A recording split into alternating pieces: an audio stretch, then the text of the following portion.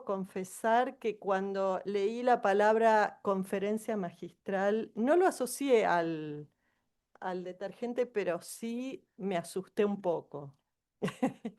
Dije, es como mucho, ¿no? Y como soy un poquito rebelde, podríamos decir,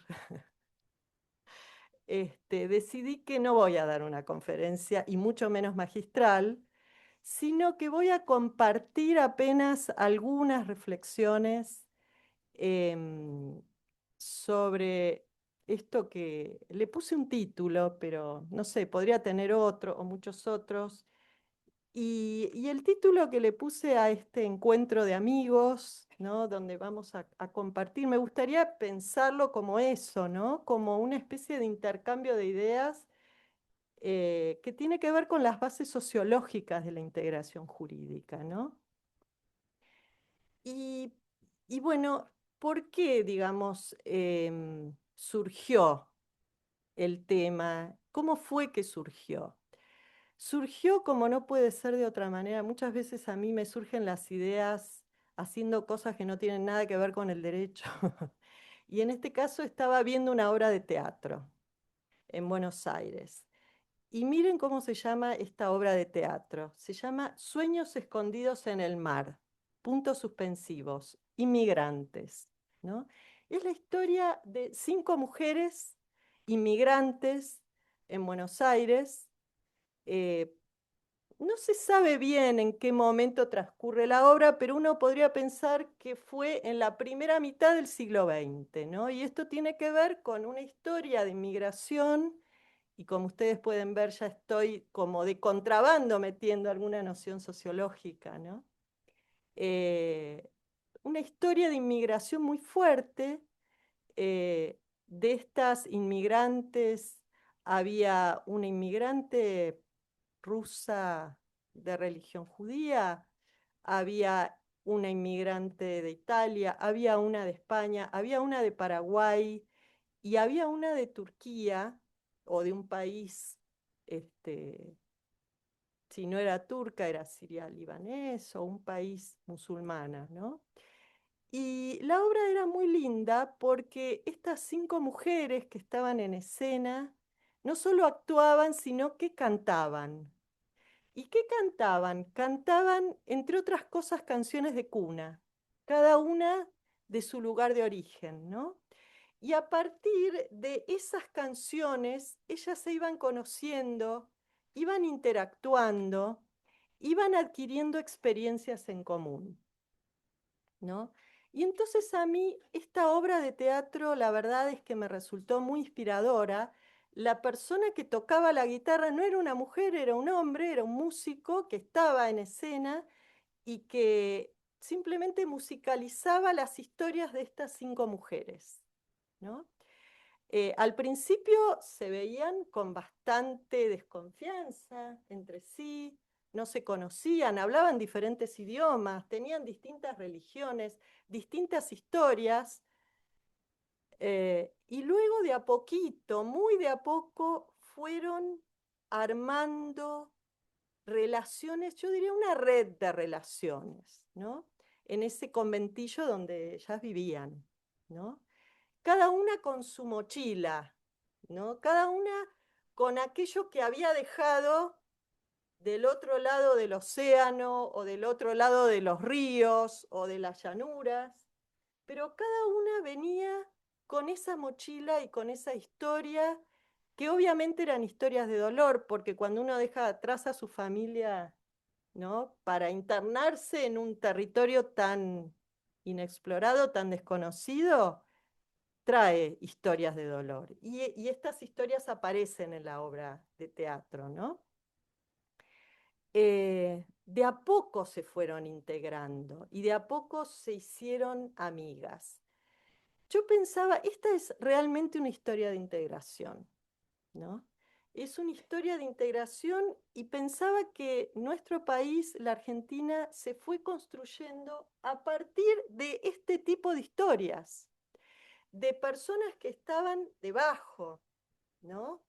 Casi en el silencio, que no estaban en la punta de la pirámide social, Y ustedes saben que la sociología, decía mi maestro Agulla, es la ciencia que se ocupa de las diferencias y de las desigualdades sociales. Ese es el tema de la sociología. Fíjense, diferencias y desigualdades sociales. En todas las sociedades conocidas existen diferencias y desigualdades sociales. En algunos casos son más acuciantes, en otros menos. Nosotros estamos acá en un encuentro de la UCAIG, por lo tanto estamos hablando de países latinoamericanos y Latinoamérica es uno de los continentes donde hay mayores diferencias y desigualdades sociales, donde estas diferencias son mucho más acuciantes. Em, Cuando yo pensé, ¿qué puedo decir en un encuentro sobre integración jurídica? ¿No? Las bases. ¿Por qué las bases? Bueno, primero porque en la Argentina la palabra bases, ya empezar un texto con la palabra bases, claro, Vero ya sabe de qué se trata, pero no todo el mundo aquí lo sabe y hay gente de muchos países distintos, ¿no? Hay una referencia muy explícita a un texto de Juan Bautista Alberdi, que es un texto que tiene mucho que ver con la construcción jurídica y política de la Argentina, ¿no? Las bases para la organización política de la República Argentina, así se llama este libro, y que fue el libro eh, en el cual, bueno, o no sé si en el cual, pero por lo menos que tuvo una enorme influencia en los constituyentes del 53, ¿no? De 1853. Diseñado acá en Chile, en Valparaíso. Miren, o sea, exactamente, porque Alberti estaba exiliado. O sea, otra historia de inmigración forzosa, ¿no? Y entonces si pensamos en las bases, pensamos en lo que está debajo, ¿no? Hay como una referencia física, ¿no? Muy concreta, hay un espacio físico, el arriba y el abajo, y la base es lo que está debajo, ¿no? Hay una frase muy interesante de una antropóloga argentina que a mí me parece muy lúcida, que es Rita Segato, ¿no? Y Rita Segato dice que la distancia física marca distancia social, ¿no? Em, a mi juicio, digamos, Rita Segato fue una de las pensadoras que tuvo mayor lucidez a la hora de pensar lo que fue la pandemia. Hay una entrevista que le hacen que es increíble, ¿no? En ese sentido, pero me estoy yendo de tema. Entonces, en esto de pensar las bases sociológicas, a mí me viene a la cabeza esta idea de el arriba y el abajo. De nuevo, las diferencias y las desigualdades sociales, ¿no? Si queremos realmente construir integración, uno puede construir la integración desde arriba, o sea, hacerlo desde el poder, y creo que se intentó muchas veces hacer esto, con resultados que no sé si son los mejores, ¿no? Hay como en ese sentido mucho, vamos, ¿no? María La Paz, dos pasos para adelante y un paso para atrás, ¿no? Vamos así en eso, ¿no? Parece que vamos mucho y desandamos, avanzamos y desandamos, ¿no? Pero cuando las integraciones surgen desde abajo, es más difícil porque están en la base, ¿no? Entonces, incluso hay una idea, hay como un contenido también estético en esto de la integración, ¿no? Uno, eh, yo recuerdo, y voy a hacer acá, no quiero ser autorreferencial, una madre que siempre habla, no, pero mi hija es diseñadora de modas, no puedo evitar este dato autobiográfico, digamos, ¿no? Y ella cuando piensa en un diseño, la palabra que usa es integrar. Y a mí esto me, me quedó en la cabeza cuando yo pienso en integración, porque estéticamente las cosas se integran. Cuando vos pones algo de un color, tenés que pensarlo. Yo digo, qué buena idea es pensar la integración desde ahí, ¿no? Desde el lugar del abajo y desde el lugar también de la estética, desde el lugar de las pequeñas historias. Em, y entonces tenemos un pensar diferente frente a la integración.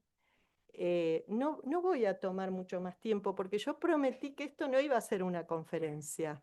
Y quiero ser consecuente porque me gustaría que si ustedes o alguien tiene ganas de decir algo que lo pueda decir y sería una antinomia práctica que yo diga una cosa que después no voy a cumplir, pero sí eh, esta idea de, bueno, de abrir un poco el debate, porque yo creo realmente que lo que estamos haciendo, somos muy pocos, ¿no? Seguramente hay muchísima gente que no puede estar hoy en un lugar como este, nosotros muy confortables acá, con aire acondicionado, con gente amiga. Pero qué alegría que tenemos cuando nos encontramos. Yo creo que esa es la integración. Todo lo demás, como dice Ricardo, el café de por medio, ¿no? Que puede ser un mate, no importa, puede ser no importa, una bebida gaseosa, no importa, qué sé yo, una limonada, ¿no? Un té de tilo, no sé, un vino, qué sé yo. No, acá hay gente de Mendoza, ¿por qué no? Ahí lo veo a Juan, ¿no? Por eso. Entonces, creo que la cuestión de la integración es un gran interrogante a ser respondido, ¿no? Y me parece que la riqueza tal vez es el planteo que uno puede pensar desde la sociología, ¿no? Todo lo contrario a lo que sería la imposición, ¿no? De la integración. Y en ese sentido traigo la noción de poder de Max Weber, ¿no? Si queremos un sociólogo, sentarlo acá a la mesa del debate, ¿no? Esta idea de imponer la voluntad aún contra cualquier resistencia. Es que cuando vos construís desde abajo, esto ya pierde todo sentido, porque la resistencia está, lo que pasa es que está reprimida. El que está abajo, en la dialéctica del amo y el esclavo, digamos, el esclavo, claro, no, hace, ¿no? No, pero en ese hacer adquiere conciencia. Por eso ahí la distinción, ¿no? Entre muy hegeliana que toma Marx, ¿no? En esta diferencia entre la ideología y la conciencia, ¿no? La ideología como impuesta desde arriba, como esta justificación, esta visión que en Marx es distorsionada de la realidad, ¿no? Es una visión distorsionada. En Mannheim no necesariamente, pero en cualquier caso en estos sociólogos siempre es una justificación del estrato dominante por el hecho de serlo. Esto es ideológico, cuando viene desde arriba. Ahora, cuando viene desde abajo, bueno, la palabra conciencia tiene otro sentido, ¿no? En las ideas de Marx y en la tradición en general crítica, más allá de Marx, ¿no? Tiene esta visión de la conciencia como eso, como una visión que no está contaminada por intereses, que, que tiene que ver con, bueno, con lo que piensan aquellos que están debajo y que traen sus propias mochilas y sus experiencias, ¿no? Y eso es lo que yo quería compartir hoy con ustedes. Simplemente nada más que eso. Muchas gracias.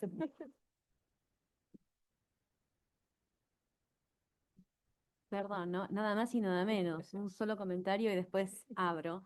Ayer hubo un excelente. Ay, No, yo quiero. ah, No, después. ah. Hubo una excelente ponencia de Dornelas. Sí. Y a Dornelas habló de integración, obviamente, hizo un hincapié mucho en las diferencias. Y ahí hablamos de que las diferencias no nos unen, no nos separan, nos unen y nos integran. Y justamente Andrea, de alguna manera, dijo exactamente lo mismo. Claro. Eso era nada más muy chiquitito. Gracias. No. Primero tengo una duda filosófica que es los anillos de ustedes dos. Son las chicas superpoderosas. Sí, Ok. acá, Allá, Ok. Carito. caro, caro. O sea, es algún tipo de logia. No, es algún tipo de logia, alguna cosa así? Eh, Es integración logística. o sea, ¿Tolkien tiene algo que ver con esto? Ricardo, es integración logística. Sí, sí, por lo que veo. Ya de las ideas. Estoy empezando a asustarme, ¿eh? Pero, o sea, te digo, sinceramente, estoy empezando, querido Gabriel, sí, sí, no, no, te digo, estoy empezando a asustarme, ¿no? Realmente.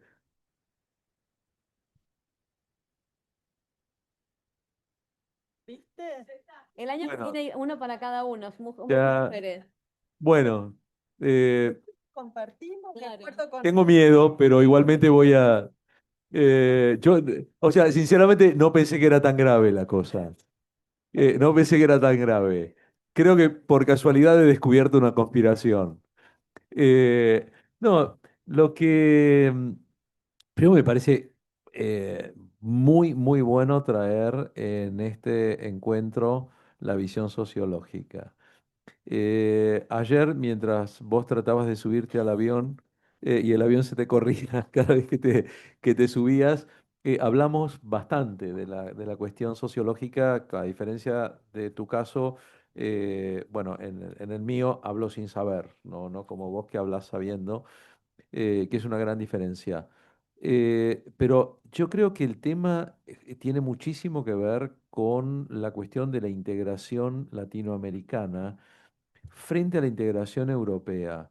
El hecho de que el fenómeno integrador que mayor éxito ha tenido ha sido el de Europa, genera un efecto propagandístico muy fuerte, hegemónico, si se quiere, por parte de la integración europea, que nos lleva casi naturalmente a tomar la Unión Europea como un modelo. Pero esto a mí me parece algo muy discutible, porque la realidad sociológica, la realidad etnográfica, la realidad antropológica europea es completamente diferente de la nuestra, lo cual a veces nos puede engañar por el hecho de que hablamos, por lo menos como idiomas oficiales, en nuestros países, hablamos idiomas europeos.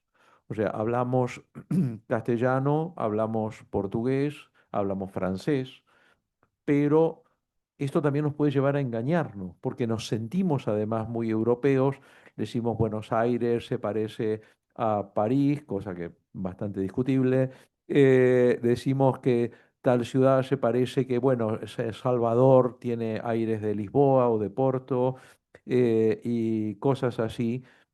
Y aparte nos encanta todo lo europeo, nos fascina, eh, a veces no nos damos cuenta que las muchas universidades, o sea que las universidades top del mundo lusoparlante e hispanoparlante hoy en día están en América, no en Europa, y que muchas de las grandes universidades europeas están bastante más abajo en el ranking que las universidades acá. Chile, por ejemplo, tiene dos universidades top, la Universidad Católica y la Universidad de Chile, eh, y vamos, no nos damos cuenta demasiado de estas cosas, pero la cuestión de la integración nuestra.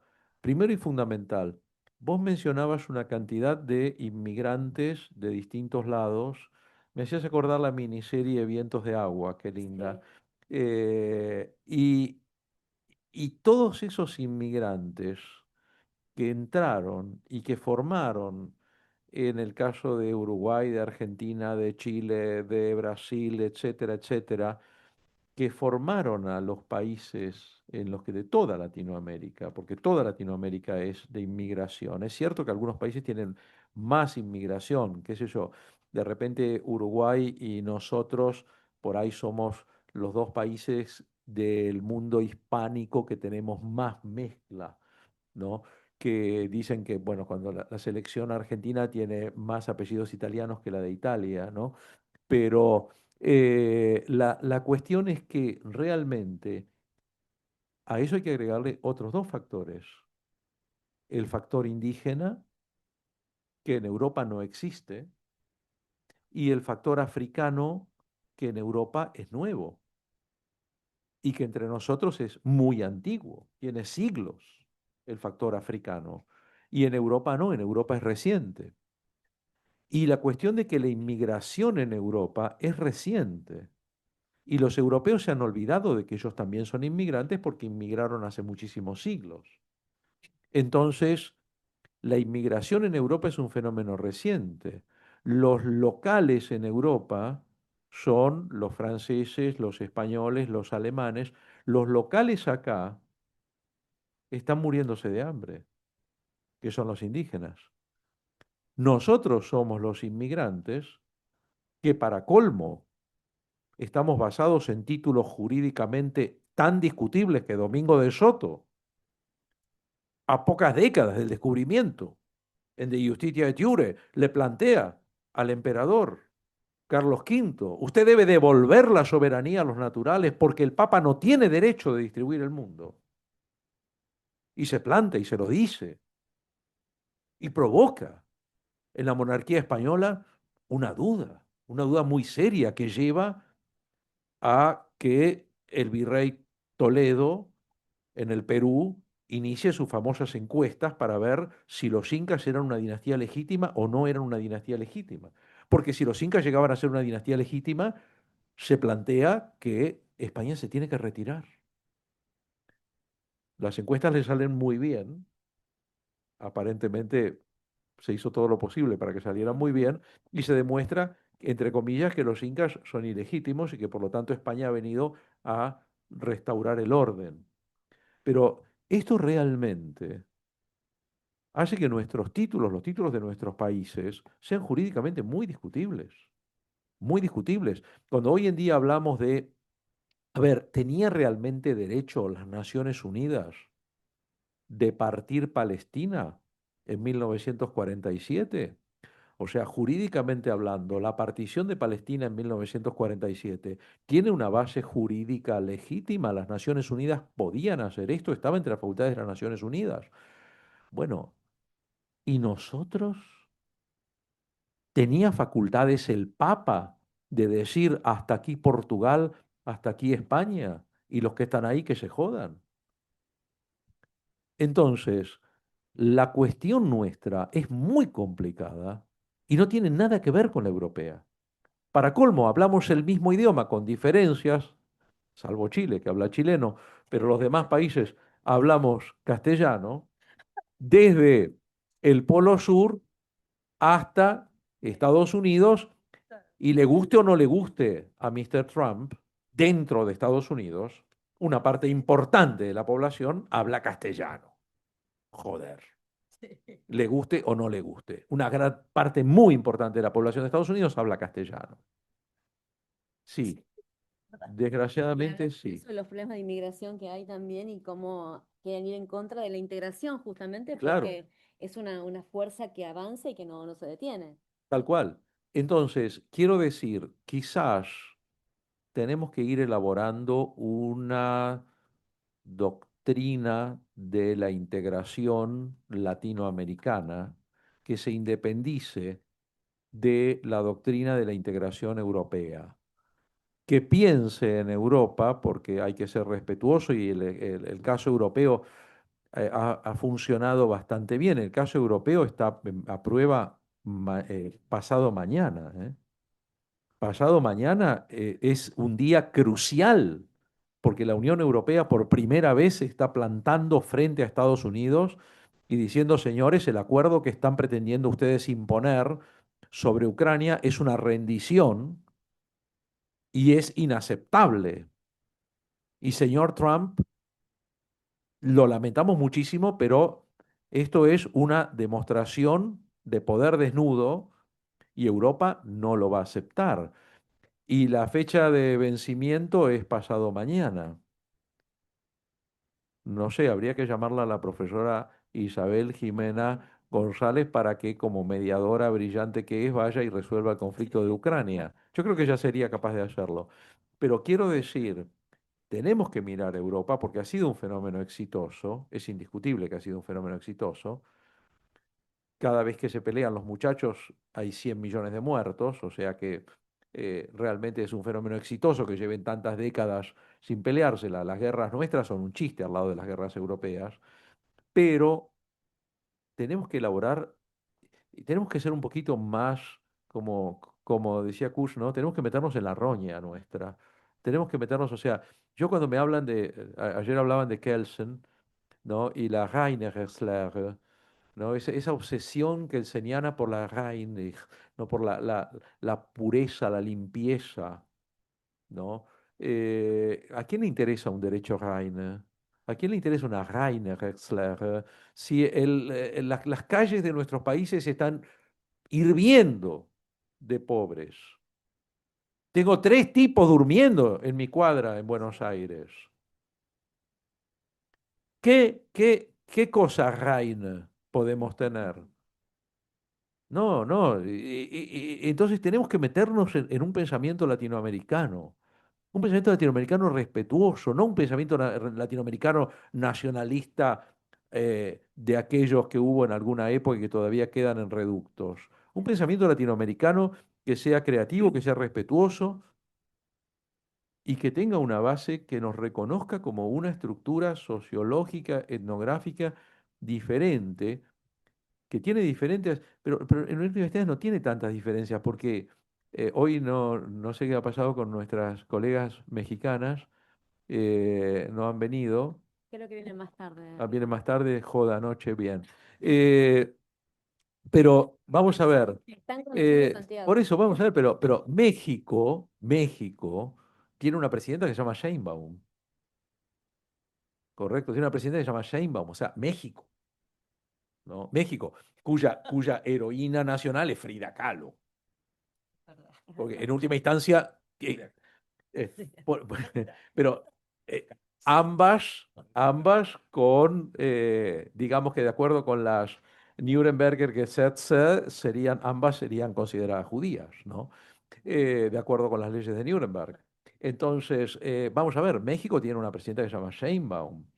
O sea, Latinoamérica es Latinoamérica, no hay vuelta que darle. El presidente de Chile se llama Boric, o sea, es un señor que proviene de Croacia. Entonces, realmente tenemos una situación general. El problema indígena existe en todos los países, en mayor o menor medida. Pero si aun cuando no están los indígenas, la cultura sigue estando presente. El presidente del país de nuestra querida colega tiene nombre guaraní. O sea, ¿por qué tiene nombre guaraní? O sea, yo te pregunto, ¿cuántos hubo en España, cuántos presidentes tuvo España que se llamaban Yamandú? Contame. O algo parecido. O algo parecido. ¿No? Entonces yo creo que es muy importante esto y creo que tenemos que tomar esta idea como decir, bueno, tenemos que estudiar más a nosotros mismos, el famoso conócete a ti mismo, ¿no? Como elemento fundamental. Muchas gracias, Andrea. Felicitaciones.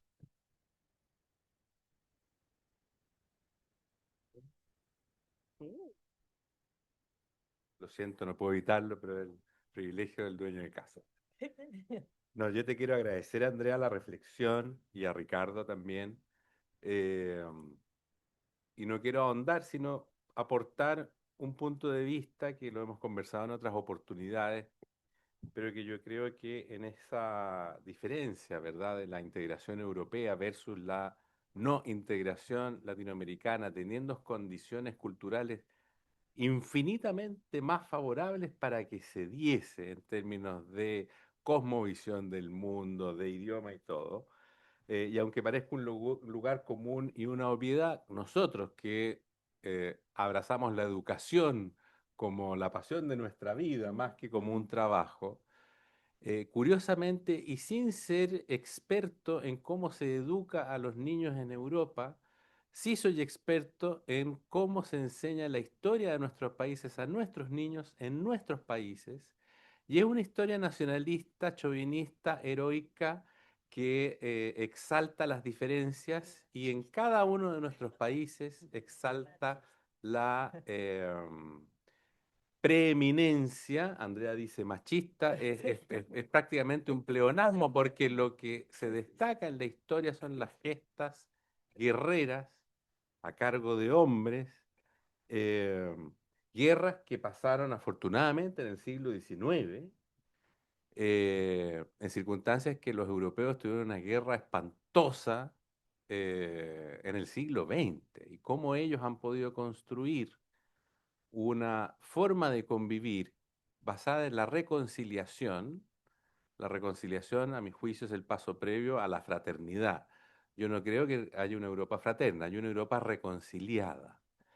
Pero tenemos una América Latina que nunca se desconcilió, a mi juicio, al punto tal, pero vivimos separados, obsesionados en mantener diferencias, con un discurso privado larvado que lo único que hace es promover discursos de odio entre nosotros, y por eso el esfuerzo de estos encuentros y de reírnos también de nuestras diferencias, de nuestro particular idioma, vamos a lograr los chilenos por fin que se reconozca el chileno como idioma particular. Yo estoy hablando el castellano neutro ahora, si les hablara en chileno les aseguro que nadie me entiende nada, pero lo hablo muy bien, ¿ah? Así que cuidado, y soy del sur. Gabriel te va a Soy de entender la porque es isla Mendoza, misteriosa de así Chile. que Te apuesto Gabriel que te va a ni entender. Gabriel me entiende si me pongo a hablar en chileno de verdad. Así es que yo creo que la educación histórica, y no podemos nosotros hablarle a los profesores de enseñanza básica y media, pero en las universidades la obligación, creo yo, es hacer una visión histórica latinoamericana integrada, una historia del derecho latinoamericano, y que nos conozcamos. Curiosamente, como lo hemos dicho, y estoy eternamente agradecido de todos ustedes, Verónica Lescano, de Andrea Gastrón, de Ricardo, qué decir de Elizabeth, que me acogieron como un argentino más en Buenos Aires durante más de un año. eh, bueno, descubrir la fraternidad con que los argentinos te tratan siempre desde el inicio hasta el final, y esto era desde la señora del kiosco de la esquina, la señora que me vendía cosas en la farmacia, hasta el señor del bondi, que es una amabilidad que ellos creen que no es, pero yo la palpé cotidianamente. Pero salvo esa amabilidad cultural, hay una profunda ignorancia en general del pueblo argentino respecto de Chile, los chilenos, nuestra cultura, y respecto de Chile también una ignorancia absoluta, abrumadora, respecto de qué es Argentina. Ustedes saben más de nosotros que Y nosotros yo, de ustedes. yo creo que no mucho. No quería contar la anécdota, pero lo voy a contar igual, por esas cosas protocolares y todo. Teníamos la idea, no lo dije afortunadamente para no provocar frustración, pero teníamos la idea de tener una banderita chilena aquí, yo una banderita argentina, y en una de esas pensé comprar varias banderas latinoamericanas para tener aquí todo, para que nadie se sintiera excluido, en fin. Bueno, recorrí todo el centro de Santiago y fue imposible encontrar un banderín argentino. Encontré curiosamente banderas de Corea del Norte, que no sé quién podría querer tener una, Florencio a lo mejor, o el profesor Artés, pero no había de Argentina. Entonces, bueno, nos falta mucho desde estos pequeños gestos, y por eso estos encuentros no vamos a cejar nunca de seguir haciéndolo y seguir produciendo más y más y más conocimiento y amistad transfronteriza, y no solo entre Chile y Argentina, sino que con todos los hermanas y hermanos latinoamericanos que nos acompañan. Así que muchas gracias, Andrea, por exponernos las bases sociológicas de la integración, que sin eso el derecho no tiene ningún sentido. Gracias. Gracias. Gracias. Y una última cosita hablando de esto y ya pasamos. Una vez que, una de las primeras veces que vine a Chile, que no era bastante más joven y bastante más chica, me acuerdo que mis papás se pusieron a hablar con un chileno y el chileno le dijo y me quedó grabado, es que nosotros no nos peleamos con los argentinos, son nuestros vecinos, los que se pelean son los gobiernos. Sí, sí. Y me quedó grabado hasta el día de hoy, porque en la integración jurídica, cuando hablamos de integración, si hablamos con la gente, con los habitantes, estamos integrados con Uruguay, con Chile, con toda Latinoamérica. Los que ponen problemas son los gobiernos por intereses H, no importa. Pero nosotros, la gente, el habitante, tenemos la integración, porque nuestro vecino es mexicano, el de a la otra cuadra, mi tía se casó con un uruguayo, mi abuelo era paraguayo, y vivimos así, esa es nuestra familia. Y me parece que eso es lo que también tenemos que tener en cuenta cuando hablamos de integración. Nada más que eso. Muchísimas gracias, señora presidenta. Muchísimas gracias. ¿Querés decir algo? No, Ah, ok. Entonces, vamos a... Espera, nadie se mueva. Vamos a pasar a la octava mesa, porque claro, venimos con los números de ayer. Por eso es octava mesa. Octava mesa primera del día de hoy. Que se llama Pluralismo Jurídico e Integración y que la coordina el nunca suficientemente alabado profesor Florencio Pardo Montenegro, y en la cual la única participante que tenemos presencial es ni más ni menos que nuestra muy noble presidenta. En consecuencia, veo una silla vacía allí. Profesor, por favor. No, no, no. Quédate, Álvaro. No, pero ¿por qué se van a ir? Sí. Ah, muy bien. Preferimos tener frío antes que tener calor. Pero Algunos. ahí está. Bueno, no, también podemos, se puede también subir un poco. Muy bien, querido profesor Florencio Pardo Montenegro, suya es la palabra. Buenos días a todos. Siempre un placer y siempre muy honrado de poder participar en estos encuentros que nos obliga anualmente a presentar nuestra investigación, ¿no? Y obviamente lo más importante, creo yo, poder reencontrarnos siempre con amigos de todo el continente. Creo que eso es lo que nos motiva, de hecho, a investigar. En esta ocasión, me honran con poder presidir la octava mesa de este encuentro, octava mesa que lleva por nombre Pluralismo Jurídico e Integración. Tendremos dos grandes exponentes, una exponente, colega queridísima de Colombia, María Isabel Cabarcas Aguilar, y la queridísima y presidenta, ¿no?, Elizabeth Cecilia Silva de Argentina. Comenzamos entonces con nuestra primera expositora. Ella es María Isabel Cabarcas Aguilar, como dije, es de Colombia y expondrá sobre mujer, familia, territorio y paz en las culturas jurídicas de los pueblos indígenas. Ella lo hace a través de la plataforma Zoom, telemática, ¿no? Sí. Adelante. Bueno, muy buenos días.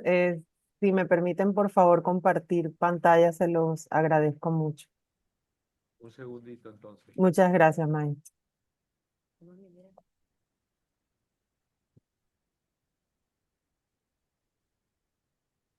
Habilitada. Gracias.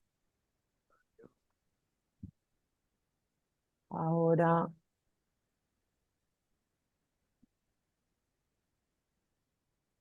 ok.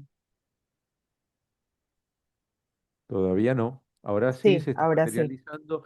Ahora la vemos a usted en el mar. Ahora sí. Póngale proyectar, acuérdese, la pantallita que está abajo, ahí está yendo bien. Sí, sí, señor. Ahí está, muy Listo. bien. Bueno, Ahí muy buenos días. El título de esta ponencia pretende generar algunas reflexiones alrededor de las mujeres, la familia, el territorio y la paz en los sistemas normativos de los pueblos indígenas de La Guajira, teniendo en cuenta algunos ejes que, como lo son el pluralismo jurídico, el empoderamiento femenino o como lo denomina la lingüista guayú Alicia Dorado, Hapaya Huchin Hieyu, en lengua guayuneiki, y la incidencia en el Ana Cuaipa o en el buen vivir de las comunidades.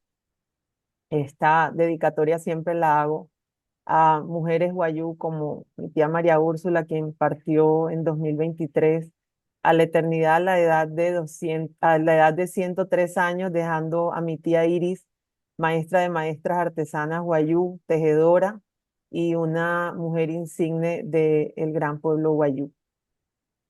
En Colombia existen más de 115 pueblos indígenas y a partir de la Constitución de 1991 se reconoce la diversidad cultural y los derechos de los pueblos indígenas en el artículo 246. Ese pluralismo jurídico es el resultado de esa diversidad étnica que además respeta la existencia de procesos propios en la resolución de conflictos y reconoce la existencia de esos modelos de justicia conformes a la cosmovisión de los pueblos. Cada uno de ellos vive con sus principios, sus valores y creencias, no con usos y costumbres como generalmente se le denomina. Y en función de ellos resuelven sus conflictos y conviven y buscan la paz en sus territorios, no solamente entre ellos mismos, entre las familias, las comunidades, sino también con los seres no humanos. En Colombia, a través de la existencia de la Jurisdicción Especial Indígena, se evidencia que esos procedimientos son válidos, que existen además rituales y figuras tradicionales que, por ejemplo, como en el caso del pueblo guayú, como el puchipu o palabrero, promueven la convivencia y la paz a partir del derecho propio.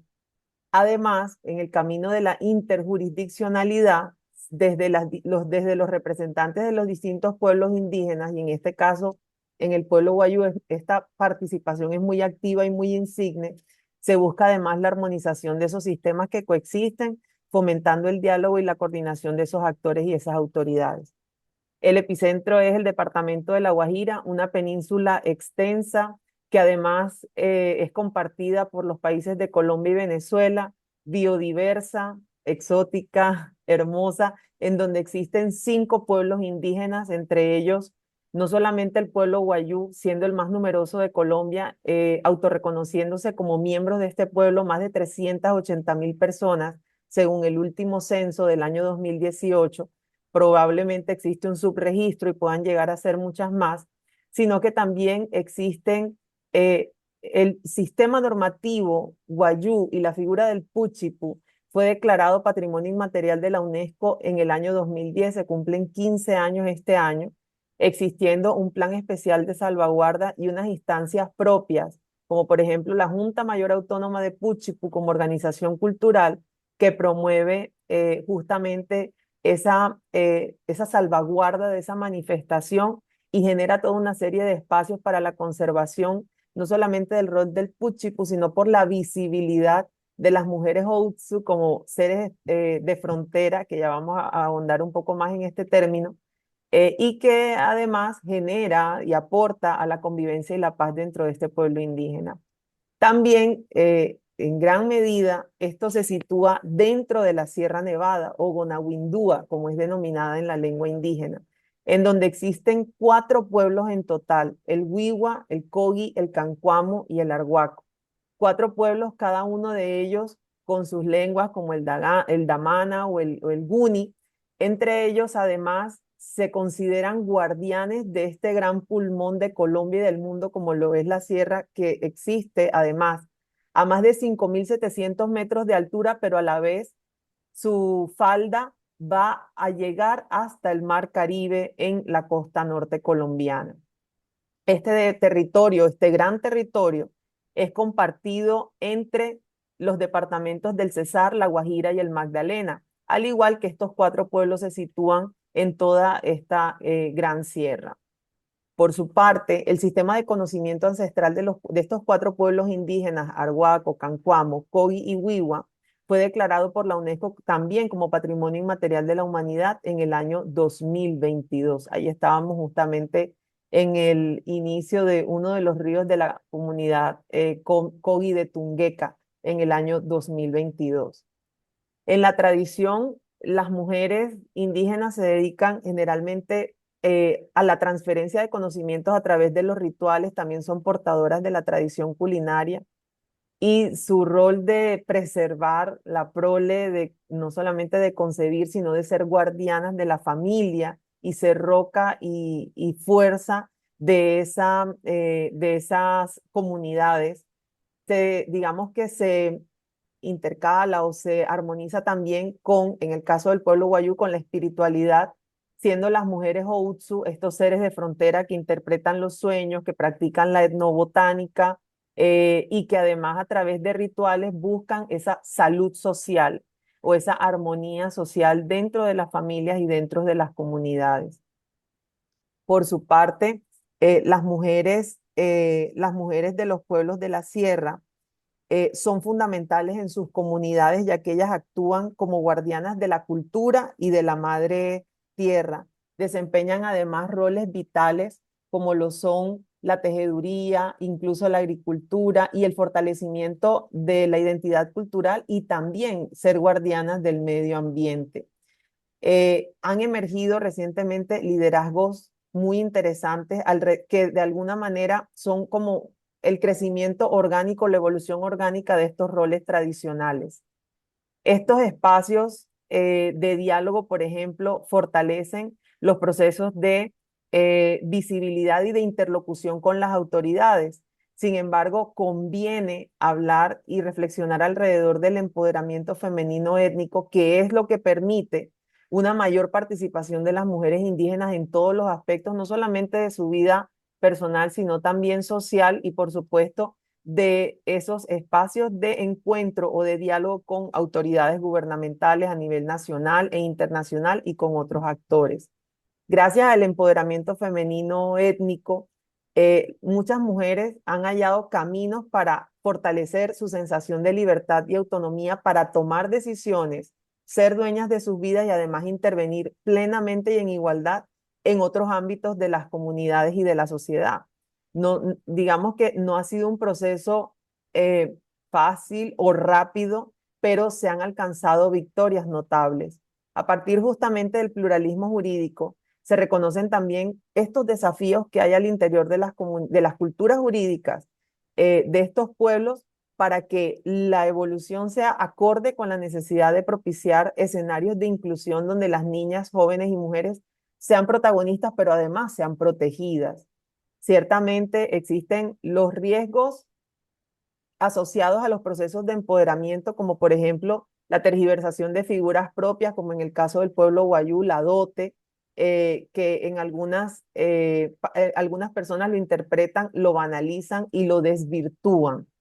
La revictimización en ciertos escenarios violentos que han marcado la historia de estos pueblos, como por ejemplo, en el caso de la masacre de Bahía Portete en el año 2004 al norte en la Alta Guajira, o como por ejemplo en la Sierra Nevada en la masacre de Limón, eh, sufrida por el pueblo Wiwa en el año 2002. Estos lamentables hechos han dejado una huella dolorosísima en estos pueblos y ciertamente ellos se han levantado como un gran ejemplo de resiliencia y las mujeres han sido protagonistas en estos procesos de resiliencia, de búsqueda de la resiliencia.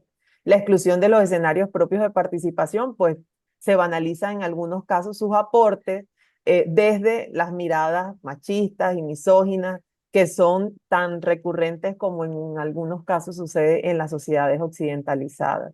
Todos los tipos de violencia de género que están llamados a ser erradicados, la visibilidad que además trae consigo la falta de veracidad cultural cuando no se reconoce realmente o cuando la mirada respecto de las culturas y de las etnias es sesgada. El analfabetismo cultural, la privación del ejercicio de ciudadanía étnica, pues no todas las personas y no todas las mujeres son o están dispuestas a aprovechar o apropiarse de estos escenarios de participación, los espacios donde no existe el enfoque diferencial, que son muchos, pues se ha venido gestando un proceso de adaptación que ha sido paulatino al reconocimiento y a la generación de cierto tipo de condiciones donde realmente ese enfoque diferencial se observa y se sienta. La instrumentalización de los territorios ancestrales y algo que no es menor, que es la presencia de grupos armados al margen de la ley, los cultivos ilícitos y el narcotráfico. ¿Cuáles son entonces esos nuevos escenarios? En el caso de las mujeres del pueblo guayú, el maestro Ricardo preguntó en el año 2019 en la Universidad de Girona si era posible que una mujer fuera palabrera. En ese momento le respondí, maestro, no conozco ninguna, pero han pasado 6 años y ya conozco mujeres que se autorreconocen como palabreras. Y si una mujer quiere ser palabrera, ¿quién se lo debería impedir? Si una mujer resuelve conflictos en sus comunidades, no desde la intimidad como se viene haciendo a través del consejo sabio, como dice mi tía Iri, la mujer que no es sabia no es mujer, porque para ella lo femenino está asociado a la sabiduría de la prevención de los conflictos o a la solución pacífica de los conflictos, porque las mujeres en los pueblos indígenas por naturaleza son las guardianas de la vida. Los procesos también, perdón, la visibilidad de ejercicios de liderazgo que generan que las mujeres se constituyan en autoridades tradicionales siendo quienes interlocuten y representen los intereses de sus comunidades. El diálogo María en... Isabel, Sí, señor. disculpa, te van quedando 3 minutos. Muchas gracias. El diálogo de la medicina occidental y tradicional en la academia, otros roles. Hoy hay mujeres científicas, investigadoras, artistas, escritoras, políticas, activistas de derechos humanos, ambientalistas y académicas. Diplomáticas arhuacas como Leonor Salavata, embajadora permanente de Colombia ante la ONU, y Elizabeth García, embajadora de Colombia en Bolivia, ambas mujeres arhuacas. Los escenarios como los que profiere la sentencia T-302 de la Corte Constitucional que declaró el estado de cosas inconstitucional, los procesos de consulta previa frente a proyectos que impactan en los territorios y la presencia de proyectos que pretenden instalar energías renovables también. Entonces, para seguir escribiendo una historia de empoderamiento, las mujeres indígenas de los pueblos Guayú, Cogi, Arhuaco, Cancuamo y Wiwa y de todo el mundo, es necesario que estas nuevas generaciones de hombres y mujeres de las etnias y de las sociedades occidentalizadas contribuyan activamente en la apropiación de esas nuevas feminidades y esas nuevas masculinidades conscientes y dispuestas a asumir esta diversidad de roles, las oportunidades múltiples de incidencia, la participación equitativa y la apropiación de esos escenarios de transformación sin distinción de género. 3 mujeres guayú, una senadora, una alcaldesa, una representante a la Cámara, hoy se hacen visibles en los escenarios de participación política. 2 mujeres arhuacas, Leonor Salavata y Elizabeth García, solo por enunciar casos puntuales que son mucho más visibles, pero ciertamente los procesos de transformación son interesantes, valiosos y profundos y lo vienen liderando mujeres. Pues de la humanidad depende que este camino se han dado por todas las mujeres indígenas y todas las mujeres en general. Mónica Roa, en entrevista con Claudia Palacios, y con esto estoy terminando, para el libro En Brujas, le expresó a Claudia Palacios que estábamos ganando las batallas jurídicas, pero estábamos perdiendo las batallas culturales. Mi propuesta desde esa respuesta es que debemos apuntarle a seguir ganando las batallas culturales y parte de esas victorias se enfocan o se sustentan en la integración jurídica que muy sabiamente se promueve en este tipo de escenarios para que los ejemplos, los procesos sean replicables en otros países, dentro y fuera del país, porque ciertamente no existe un nivel, digamos, estandarizado de los procesos de empoderamiento, visibilidad y liderazgo de las mujeres dentro de sus pueblos, de esos pueblos indígenas. Gracias a Ungwa Duni Anaya Watts. Fuerte aplauso a la María Isabel. Gracias, María Isabel. Muchas Muy gracias a interesante, ustedes. muy acuciosa. A continuación, como ya se anunciaba, nuestra queridísima colega y presidenta Elizabeth Cecilia Silva, desde Argentina, nos expondrá el Tratado de Maipú y el desafío del pluralismo jurídico, integración bilateral chileno-argentina y la cuestión de los pueblos originarios. Muchas gracias. Ya ven que uso anteojos, el paso de los años es esto, ¿vieron? Pero bueno, nada. El Tratado de Maipú, de integración y cooperación entre la República de Chile y la República Argentina, suscrito el 30 de octubre de 2009 en Maipú, Santiago de Chile, representa realmente un hito fundamental en la consolidación de la relación binacional. Este acuerdo marco fue firmado por la entonces presidenta Michelle Bachelet Jería por Chile y Cristina Fernández de Kirchner por Argentina. Su propósito central no fue sustituir el Tratado de Paz y Amistad de 1984, sino complementarlo y profundizar la cooperación estratégica a futuro, sistematizando y consolidando los mecanismos de acuerdo vigentes en áreas como la política, la economía y la seguridad. El enfoque principal del tratado se centra en la promoción de la integración material, particularmente a través de proyectos de infraestructura de transporte. Para lograr esto, el marco legal establece la creación de entidades binacionales destinadas al desarrollo y gestión de iniciativas público-privadas, incluyendo la restauración de la conexión ferroviaria trasandina y la construcción de túneles. Asimismo, formaliza la intención de otorgar una dirección política a la Fuerza de Paz Conjunta Combinada Cruz del Sur y establece facultades consultivas para los diferentes actores de la sociedad civil y empresariales. También este tratado cristaliza lo que se puede denominar como un modelo de integración de Estado. Este modelo prioriza la consolidación de la soberanía a través de mecanismos de seguridad transnacional, la facilitación de la libre circulación de capitales y personas y la armonización de normas legales para impulsar el comercio y la conectividad. Si bien estos objetivos son legítimos en el contexto de la cooperación internacional, el marco del tratado exhibe una marcada omisión respecto a la dimensión pluricultural de la frontera compartida.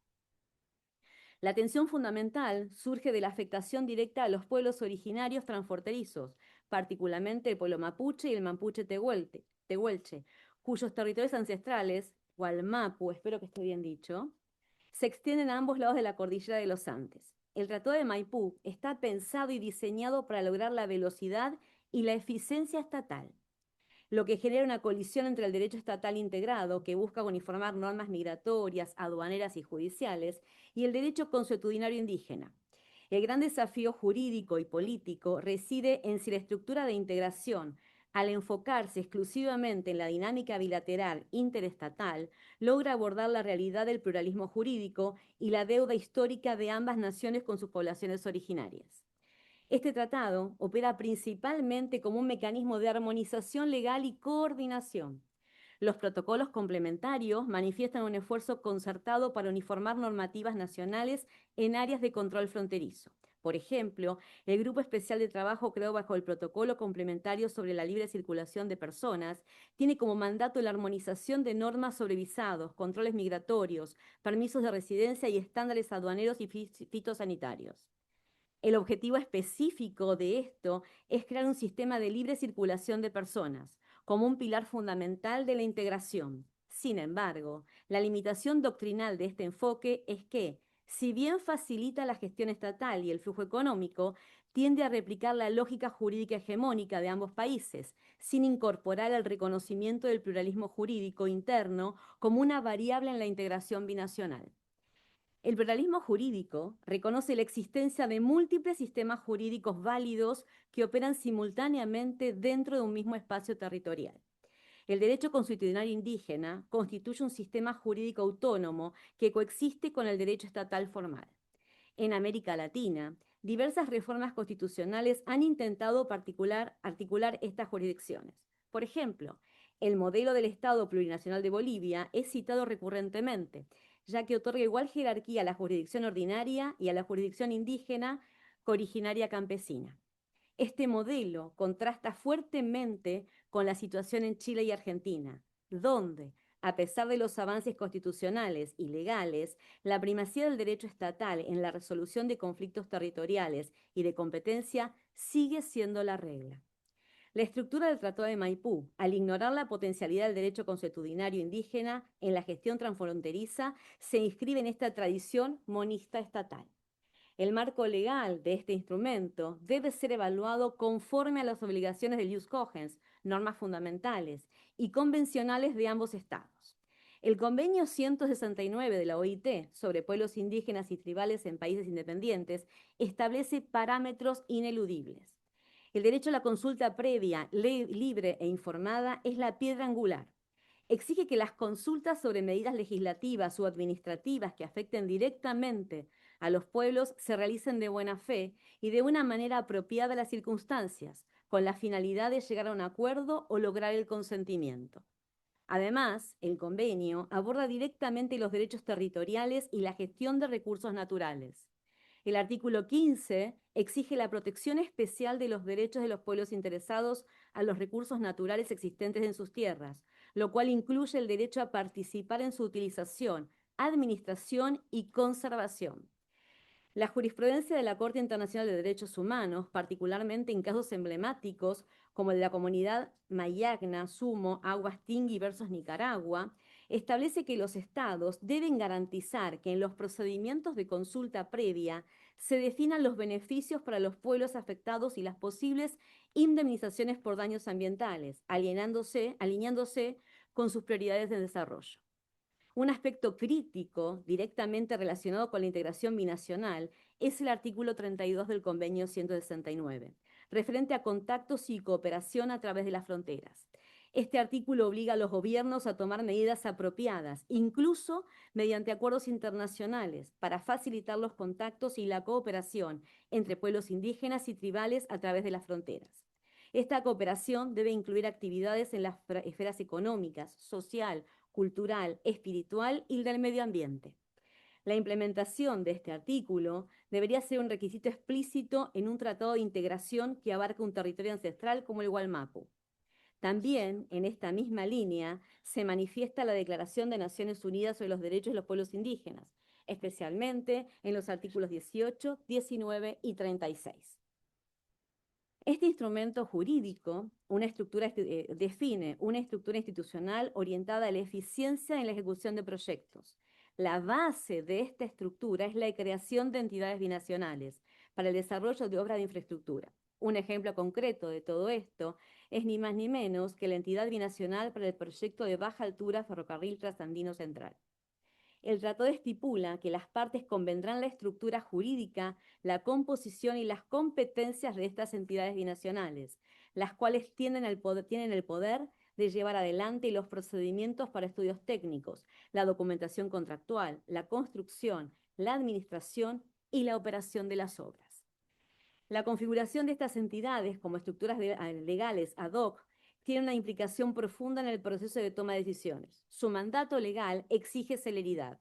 El protocolo complementario para las obras de infraestructura estipula que la entidad binacional deberá constituirse dentro de los 30 días posteriores a la entrada en vigor del protocolo y dictar su propio reglamento.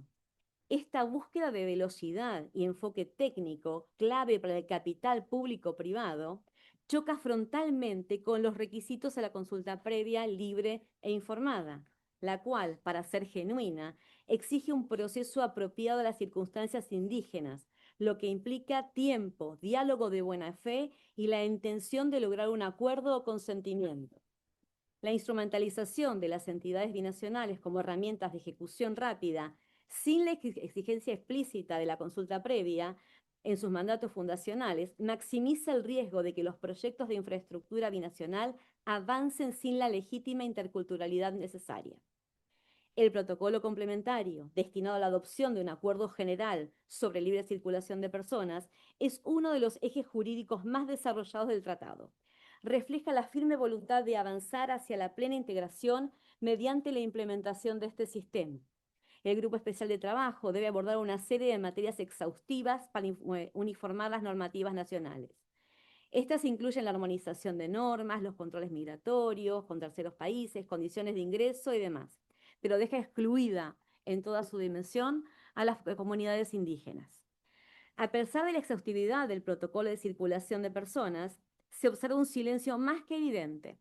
Es como les dije, no existe ninguna mención a la obligación de facilitar la circulación y cooperación de los pueblos originarios a través de las fronteras. Esta omisión no puede ser considerada neutral. Representa una disparidad normativa que refuerza la visión de un Estado central.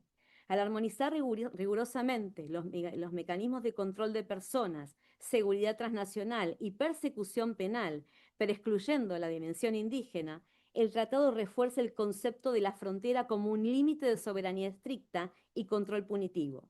Históricamente, esta visión ha sido la principal herramienta para fragmentar y dividir los territorios ancestrales, el Gualmapu, del pueblo mapuche, impidiendo la cohesión social, cultural y económica transfronteriza.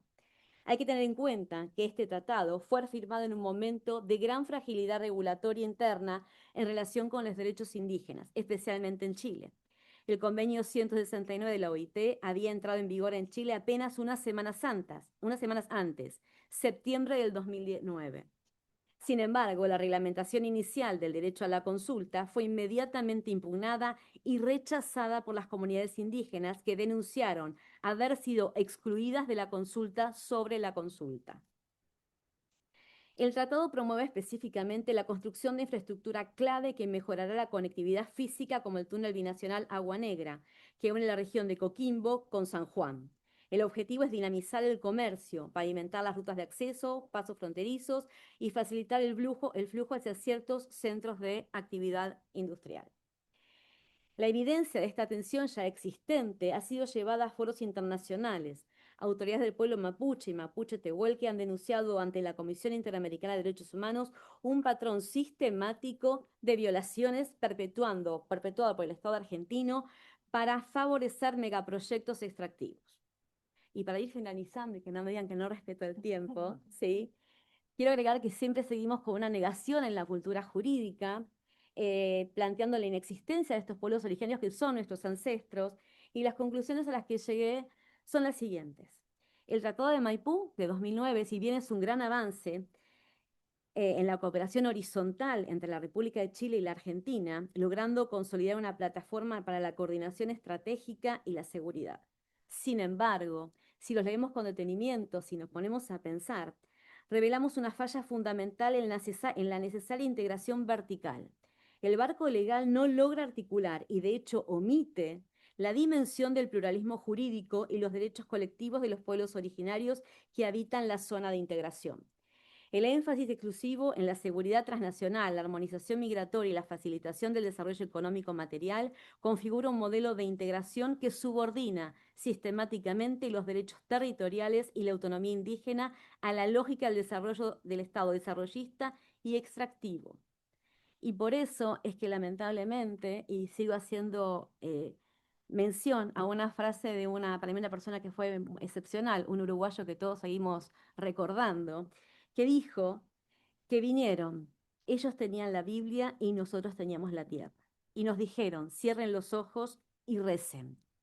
Y cuando abrimos los ojos, ellos tenían la tierra y nosotros teníamos la Biblia. Y esta frase tan cortita sigue describiendo de manera más que acertada no solo la toma de posesión de los territorios, sino la imposición cultural de los colonizadores sobre los pueblos nativos, imposición que sigue vigente hasta el día de hoy. Y si hablamos de integración jurídica en América Latina, no podemos dejar de lado a nuestros hermanos, los pueblos originarios, como siempre dice Ricardo, que son una parte más que importante, y sin ellos hoy no estaríamos acá. Así que muchísimas gracias.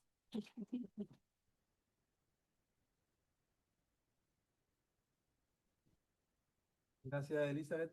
Esa ha sido la presentación entonces del Tratado de Maipú y el desafío del pluralismo jurídico. Ahora, preguntas para ambas expositoras. Dejo la palabra, por si alguien quiere hacer consulta, alguna reflexión que no se transforme en una ponencia, a nuestras queridísimas María Isabel o Elizabeth. Una reflexión que Preguntas o reflexiones, pero siempre que no se transformen en ponencias. Señores, señoritas, colegas, queridísimos todos. Ricardo, algo tiene que decir al respecto. No, nada. Felicitaciones, nada más. Perfecto. Eh, Finalizamos acá entonces, Ricardo. pero tú te quedas, porque pasamos ahora entonces a la novena mesa, violencia y neoliberalismo. Floro, nos vamos a pelear con esto. Sí. Nos vamos a pelear con lo de neoliberalismo. Eh, no me gusta que insulten al liberalismo llamando a lo otro neoliberalismo. El desafío de la integración en tres miradas, familia, infancia y crimen. Esta mesa la va a integrar por vía remota nuestra querida amiga, la profesora Florencia. Le voy a colocar en anclaje. Le pido que, desgraciadamente, no tengo facultades para nombrar coanfitrión, así que le voy a tener que estar dando la palabra. Querida Flor, trata de no silenciarte, porque luego entonces no te podrías volver y no podrías avisarle a la gente cuando le quedan pocos minutos, ¿correcto? Así que Buen trata de día, no correcto. silenciarte. Ahora te voy a pasar la palabra. Llamo a integrar la mesa a la querida y brillante mujer solución alternativa de conflictos, o sea, la profesora doctora Isabel Jimena González Ramírez. Si usted tiene un conflicto y no sabe cómo solucionarlo, llame a la profesora Isabel Jimena y la solución está garantizada. Llamo ahora a nuestra queridísima amiga, la brillante profesora. ¿Ya vino o dónde está? Francisca, ahí está. Francisca Constanza Rodríguez. para que venga. Y don Florencio Pardo Montenegro ya se encuentra con nosotros. Así que, y quiero hacer un aviso especialmente para Tiago, que está ahí presente. Está siempre presente Tiago, eso que es como Dios, pero un poco más feo. Eh, vamos a ver, vamos a hacer un pequeño cambio de programa. Se me fue. Ah, no, acá está, listo. Está tomando un vaso de agua. A ver, la mesa undécima, que va a estar coordinada por Natalia Stringini. Esperemos que llegue y si no cambiaremos la coordinación. Y que va a estar formada por Gabriel Juan Inés Lueiro y Tiago Romano. Tiago Romano, a usted me estoy refiriendo, la vamos a pasar a la última mesa de la mañana. Y la entrega de premio la vamos a pasar a la primera de la tarde. A usted me estoy refiriendo, ¿eh? Doña Dornelas, a usted me estoy refiriendo, ¿correcto? Muy bien. Entonces, tengan presente esto porque por razones de fuerza menor, entonces vamos a tener el premio recién a la tarde. Y viste, considerando que usted nos abandona mañana, porque si no se lo dábamos mañana, pero viste, considerando que usted, integrando la larga lista de traidores y traidoras que se comienza con Judas el Iscariote, nos va a abandonar, entonces haremos este arreglo para que usted tenga su premio hoy como corresponde. Doña profesora, doña Flor de Magdalena Vargas, en México, le paso la palabra. Muchísimas gracias, querido doctor. Buenos días a todas y todos. Para mí es un gusto coordinar esta mesa que lleva por título Violencia y neoliberalismo, el desafío de la integración en tres miradas, familia, infancia y crimen. A continuación, vamos a escuchar a Isabel Jiménez González Ramírez de Chile con la ponencia titulada La violencia de pareja en los procesos de mediación familiar en Latinoamérica.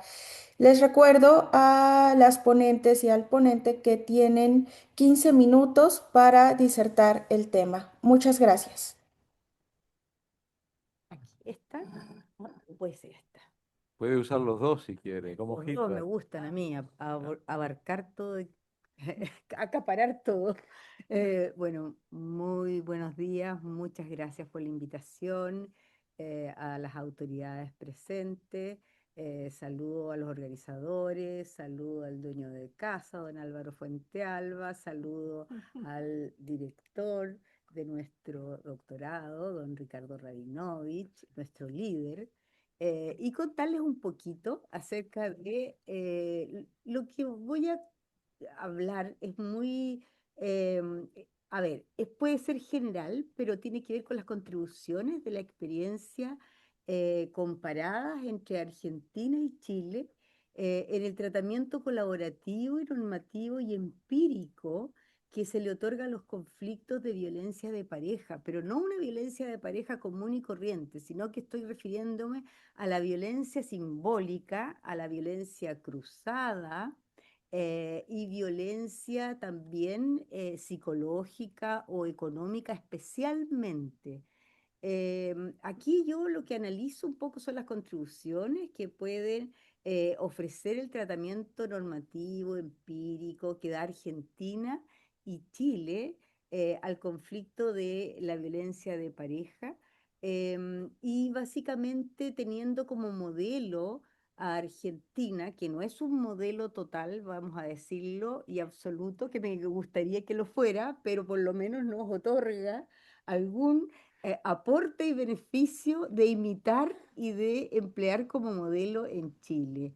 Que sin perjuicio de la experiencia doctrinaria, empírica, normativa que tiene Argentina, que es amplísima, tiene un desarrollo mayor que sí, o sea, tiene todavía algunas debilidades y poca claridad en la normativa y en la disposición empírica de sus mediadores en esto y decir que Argentina tiene un desarrollo mayor, por supuesto, que el de Chile, al cual se puede aportar en alguna medida y servir como modelo colaborativo en la violencia simbólica de pareja cruzada, y según también la diversidad territorial, que no nos olvidemos que Argentina, a diferencia nuestra, que somos una república unida, única, está dividida en en un tratamiento que podríamos decir diversidad territorial según desarrollo de las materias en cada provincia. Entonces tiene diversidades de circunstancias empíricas y normativas en estas materias. Sin embargo, como tratamiento jurídico de este fenómeno, a ambos países nos queda mucho por avanzar y dejar de actuar con resquemores. Realmente tenemos miedo, y así lo digo, tanto Chile como Argentina, desgraciadamente que era mi baluarte cuando yo hice mi tesis, era mi baluarte del ejemplo, pero de ahí cuando estudié y investigué y seguí investigando me doy cuenta que tienen tantos temores y limitaciones como nosotros en esta materia, desgraciadamente. Y en este fenómeno ambos países nos quedan por avanzar y dejar de actuar con este resquemor que existe sobre el uso de la mediación y la justicia restaurativa en estas materias, abriendo su normativa a experiencias aún mayor y más complejo, digo yo, número de situaciones de violencia simbólica, cruzada de pareja, que entre más graves son las situaciones, más necesitan de una intervención mediadora más profunda y interrelacional. En Chile, yo diría que este fenómeno no ha sido suficientemente normado, obviamente, ni considerado dentro de los procesos de mediación familiar, lo que ha generado una invisibilización de la violencia, especialmente simbólica, psicológica, económica, física, cruzada en la pareja, y ha intensificado la violencia sin dar lugar a la reparación y a la prevención de este fenómeno tan dramático que llega al femicidio o a los femicidios frustrados con tanta frecuencia. Oye, me van a decir que termine, y no he empezado todavía. Ahora, en Chile, sin perjuicio de la adopción de la mediación como forma previa y obligatoria, como todos ustedes saben, para tratar los conflictos de familia, jurídicos de familia, especialmente las parejas recién separadas, persisten desafíos significativos relacionados con la detección y tratamiento de la violencia de pareja dentro de estos mecanismos colaborativos, especialmente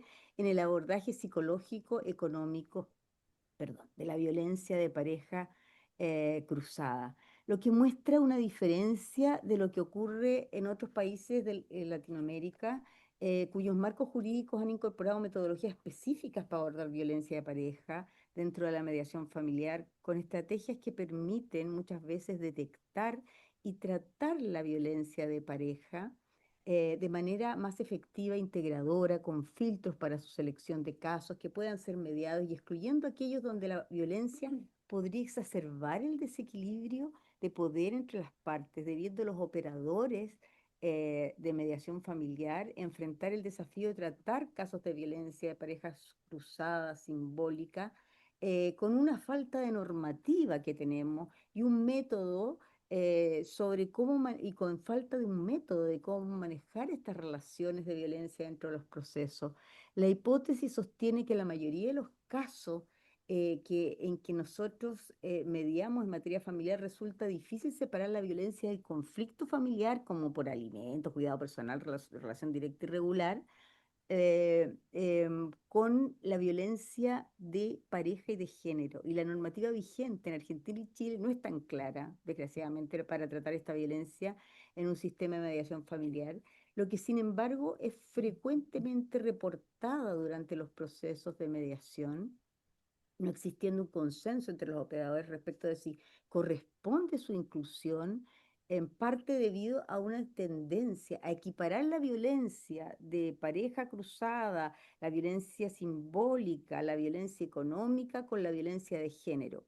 Y como una tendencia más feminista, crítica, se opone profundamente a cualquier solución colaborativa, acuerdo reparatorio o mediación en la violencia de pareja o la violencia contra la mujer, porque se considera que ella está en desequilibrio de poderes y que la denuncia le da más empoderamiento y fortalecimiento a la denuncia judicial y que ella no tiene la capacidad.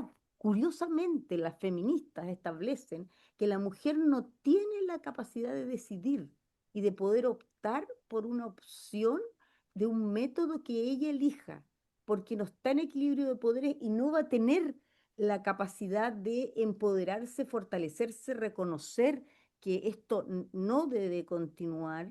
Y según las feministas, hay un video que iba a traer, pero lo quise traer después porque dije va a ser muy violento, que habla, recibí flores, bueno, me violentó, me golpeó, pero volví a recibir flores, él me quiere, volví a recibir flores, y las últimas flores las recibió en el cementerio. Entonces, y esa violencia simbólica, a veces que comienza por una violencia cruzada, que no es una violencia del hombre a la mujer, entonces, desgraciadamente, a ver, yo diría que tanto nuestros parlamentarios, como nuestros jueces, como nuestros fiscales, como en general las personas que trabajan en la mediación, prohíben y se espantan frente a trabajar colaborativamente con la violencia. Y mientras más grave es peor. Y la violencia, entre más grave, requiere de mayor acogida, de mayor contención, de mayor tratamiento terapéutico, de una mayor colaboración en un proceso. Miren, si en el caso de Návila Rifo se hubiese podido darle a esta cuando recién él entró con un hacha y rompió la puerta y le dieron una medida cautelar y le prohibieron acercamiento, qué sé yo, en ese minuto hubieran realizado una intervención. Fíjate que no tanto para él, sino que también para ella. A él le podrían haber hecho un tratamiento de control de ira, drogas, de alcohol, de muchas cosas, pero a ella haberla alertado en un proceso colaborativo acerca de lo grave que era tener y la necesidad de cuidado de ella, lo grave que era tener una relación en una circunstancia de festejo, de trago, de alcohol, con una persona que tenía un perfil de esa manera. Y perdonen que me sitúe en este caso, no tiene nada que ver con lo que venía preparado, pero quiero decir que a mí me parece que, por ejemplo, en ese caso, si a ella le hubieran preparado, habilitado sus propios recursos para defenderse y protegerse con una red colaborativa, colectiva, esto, lo que pasó después no hubiera ocurrido. Lo que pasó después que fue que él con un adoquín la golpeó en la cabeza a 3 veces pensando que él había matado, pero parece que no creía, no se creyó al final que la había matado, vuelve con un llavero, le saca los ojos y la deja ciega para siempre. Entonces, frente a eso, pero eso no termina ahí. Frente a eso no debiera haber ocurrido si ella hubiera sido protegida en un tratamiento colaborativo, en que se le hubiera enseñado sus recursos, se le hubiera habilitado sus recursos, se le hubiera habilitado con hablar de la violencia ayuda. Hablar de la violencia da cuenta de que no se puede seguir soportando. Hablar de la violencia ayuda a tomar precauciones para esto. Y lo grave y gravísimo fue que ella se sometió a un proceso judicial donde la denostaron. Hablaron de que ella esa noche en que la siguió por la calle en la madrugada había tenido relaciones con 3 personajes distintos y que por lo tanto era cabaretera y qué sé yo y que no merecía. En definitiva, se le dejó. Luego se trató de, Fernán en ese tiempo, el Servicio de la Mujer, del Ministerio de la Mujer, trató de relevar su imagen, pero ya estaba como justificado el hecho. Luego ella sale de este espacio, trata de ser judicial, siempre judicial, con una condena. A él al principio lo condenaron, bueno, a mí me encanta el derecho penal, así que perdonen que les diga, que le condenaron un error terrible, porque lo condenaron a él a un tema en que tenía 25 años, 28 años de prisión a propósito de que tenía femicidio frustrado porque trató de matarla y luego tenía el tema de lesiones graves, gravísimas, porque la había dejado desfigurada, sin un miembro importante y sin la capacidad de valer. Querida Isabel, tenemos 5 minutos. Ya. Tengo... Gracias. Chuta, 5 minutos. Oye, ojalá se le hubiera echado a perder el micrófono para que no me advirtiera. Bueno, momento, pero quiero decir que ella posteriormente siguió, como no tuvo este proceso, ella siguió el mismo llave para la cerradura. Y entonces entró con una nueva pareja que la violentaba físicamente nuevamente. Y sus 2 hijos, uno adolescente y el otro mayor, entonces, para defenderla, lo golpearon y lo mataron. Y resulta que entonces iban a estar sus 2 hijos presos, fueron a la cárcel. Bueno, gracias a Dios, aquí en esta legislación hemos modernizado y en Chile tenemos una posibilidad de poder sacarlo por un eximente, que ya no es la del 10 número, según yo iban a ocupar la del 10 número 12, pero no ocuparon esa, sino que ocuparon del temor, digamos, el temor o el miedo insuperable, y por eso los sacaron libre a los hijos. Si no, esta mujer hubiera estado ciega por una segunda vez, haber sido maltratada y sus 2 hijos presos. Bueno, esto no cambia ni en Chile ni en Argentina. Desgraciadamente estamos temerosos, horrorizados de intervenir en la violencia y preferimos no hacer nada y al tiro y dejar a las mujeres o a los hombres, da lo mismo porque hay parejas del mismo sexo que tienen este problema, dejar a las mujeres o a los hombres en la indefensión porque les dan una medida de protección que no se protege, que no se cumple, que no se fortalece, en vez de darle un procedimiento que les hace reforzar sus recursos, fortalecerse, vincularse con un sistema terapéutico, obligarlo a ello y comprometerse a eso, y con un seguimiento comunitario. Si es demasiado importante tener un seguimiento comunitario, alguien que vaya midiendo los pasos y siguiendo estos acuerdos. Y después, tanto Chile como Argentina, a pesar de que Argentina es mucho más evolucionado que esto en nosotros, todavía tiene límites terribles y terror a tratar la violencia de pareja y de género en soluciones colaborativas. Eso era lo que quería decir.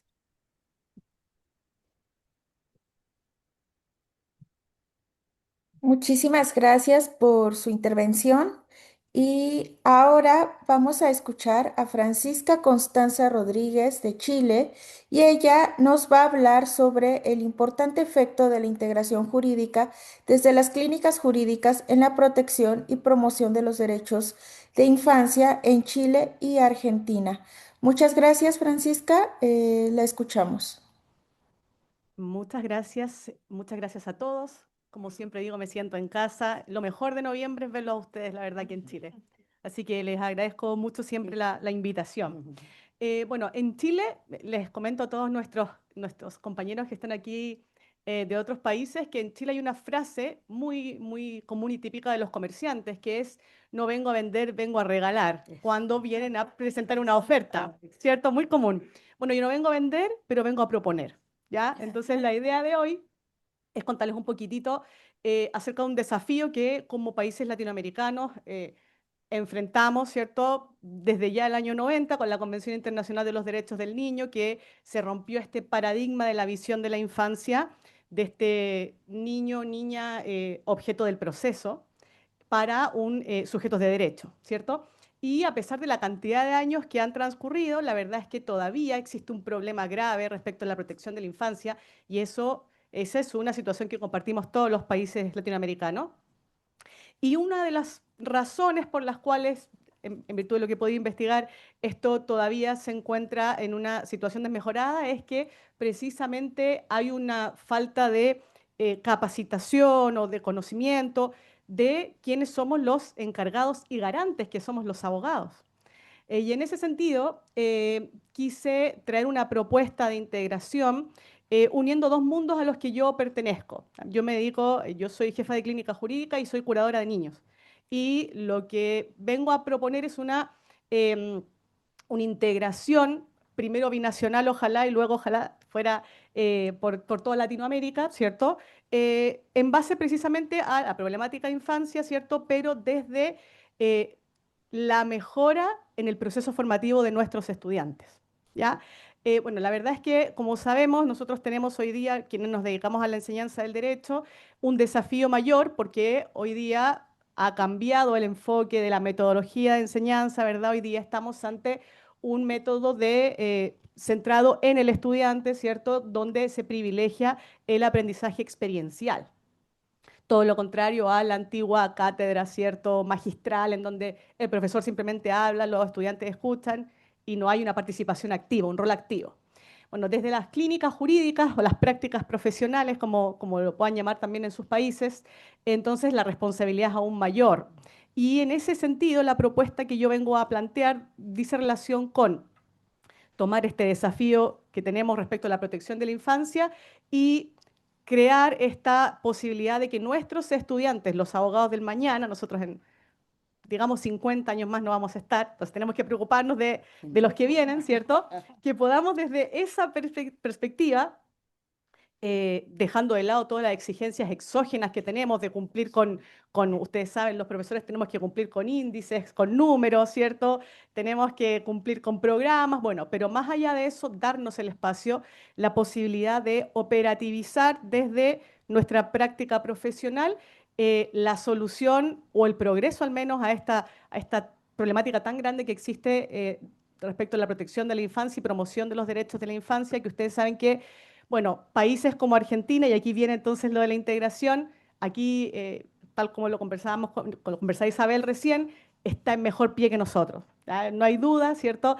Argentina tiene, ya desde 2005, tiene esta ley de protección de infancia, de garantías, Chile recién de 2020, entonces comprenderán que administrativamente estamos, como decimos, en pañales, y Argentina nos lleva bastante ventaja en ese sentido, y no solamente en eso, sino que el rol del abogado del niño que tienen en Argentina, acá se llama curador ad litem, pero también, en definitiva, en Argentina tienen este robustecimiento de la figura en donde ya se han podido solucionar algunos problemas que en Chile recién estamos vislumbrando, vinculados precisamente con este derecho de los niños, niñas y adolescentes a ser oídos. Entonces, lo que yo vengo en este sentido, y a ver si alguien recoge el guante, por ahí, por aquí o por allá, por quienes nos están mirando, es hacer una propuesta concreta, ¿cierto?, de integración vinculada con mejoras que podrían permitir que esta formación de profesionales del mañana, ¿cierto?, pueda ser conducente a tener este conocimiento técnico que se necesita para efectivamente dar cabida a la promoción y protección de los derechos de la infancia. Antes de contar concretamente la propuesta, yo quería utilizar las palabras de Bloch, que en 2013 dijo que había una necesidad. Esto es para los que somos docentes. Existe una necesidad de reorientar la enseñanza del derecho en la formación de juristas para la justicia social. Esto de los números, de las cifras que se nos piden para cumplir las acreditaciones en las universidades, ¿cierto? Olvidan, ¿cierto?, qué es lo realmente importante en la formación de los profesionales del derecho. Este enfoque experiencial que necesitan nuestros y nuestras abogadas del futuro tiene que ir de la mano también con el desarrollo de otras habilidades que necesitan los abogados. Bien, el abogado, más allá de la técnica jurídica, necesita manejar otras habilidades, sobre todo en materias de familia, por ejemplo, en particular en materias de infancia. Necesitamos profesionales valiosos, necesitamos profesionales no solo preparados y competentes, sino que también buenas personas, buenos ciudadanos, empáticos. ¿Cómo vamos a hablar del derecho del niño a ser oído si no les enseñamos a nuestros estudiantes a escuchar? Es lo más básico, ¿cierto? Entonces, bueno, la propuesta concreta que traigo en esta oportunidad de cooperación binacional y ojalá se pudiese extender al resto de los países de América Latina, son varias propuestas de integración. La primera es una creación de red binacional de clínicas jurídicas con enfoque en infancia y adolescencia.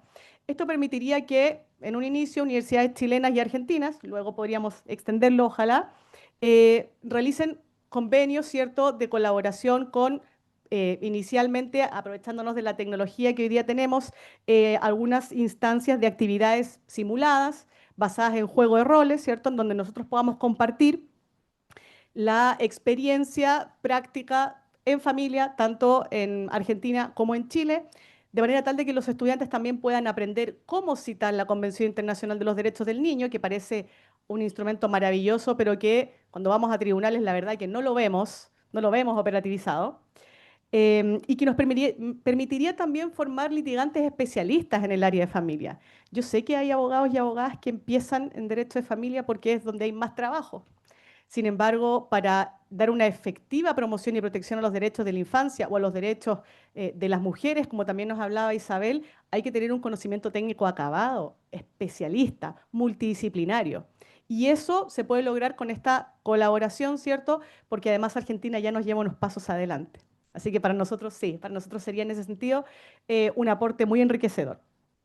Las pasantías cruzadas, existen pasantías cruzadas, de hecho hay una universidad privada que estuvo hace poco en UBA, que quedaron maravillados, pero con enfoque en infancia. Bien, estas pasantías permitirían la participación de estudiantes en asignaturas de Derecho de Familia, tanto Argentina hacia Chile como Chile hacia Argentina, que también permitiría no solamente avanzar en la propuesta tercera que traigo, sino que además un conocimiento de cómo Argentina, que está unos pasitos más adelante, ha ido operativizando estas medidas que tiene su Ley de Protección y Garantías de Infancia. Esta colaboración permitiría la elaboración de protocolos. Bien, creo que es importante y aquí los que ya son más académicos pueden ser una gran contribución, ¿cierto? Investigadores, en cuanto a la elaboración de protocolos en dos aspectos. Uno, en cuanto a buenas prácticas. Bien, para ser abogado de familia se necesita conocimiento específico para el trato, por ejemplo, de víctimas de violencia intrafamiliar, como nos mencionaba Isabel en su interesante ponencia, como también el tratamiento de niños, niñas y adolescentes. Hay que tratar estos temas con mucha delicadeza. Entonces, para aprender sobre adecuada participación infantil o de personas víctimas de violencia, sobre entrevistas respetuosas, para obtener declaraciones, ¿cierto?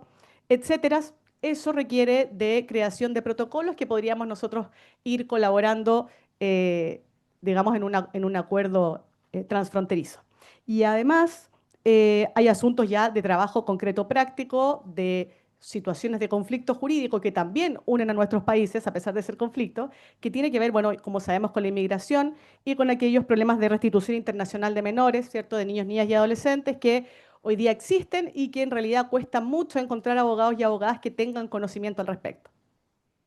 Además, como propuesta de integración, traigo un intercambio profesional docente. Bien, la posibilidad de que docentes de Argentina vengan a hacer algunas clases aquí, docentes de familia, ¿cierto?, a nuestros estudiantes chilenos y nosotros también poder viajar para poder en el aula, ya que es el lugar más directo de contacto que tenemos docentes y estudiantes, contarles un poco la experiencia acá. Si bien es cierto, estamos unos peldaños más abajo, pero algo tenemos que aportar bastante, sobre todo con algunas medidas que en Chile se han ido implementando en los últimos años y eso también podría generar un interesante avance hacia solucionar este problema que yo les estaba comentando. También la creación, y esto es lo último, de un observatorio. Bien, un observatorio sobre participación infantil en todas aquellas causas o conflictos de relevancia jurídica en donde niños, niñas y adolescentes vean, ¿cierto?, ventilados sus derechos.